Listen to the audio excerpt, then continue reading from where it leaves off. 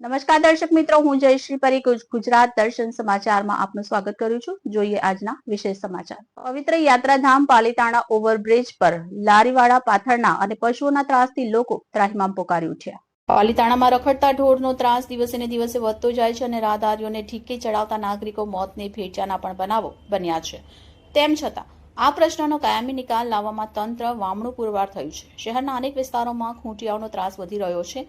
દિવસે દિવસે શહેરના જાહેર માર્ગો પર ફરતા આ આખલાઓની સમસ્યા અંગે પાલિકા તંત્ર તાકીદે કોઈ જાનહાનિ થાય તે પહેલા કડક અને કાયમી પગલાં ભરે તેવું નગરજનો ઈચ્છી રહ્યા છે.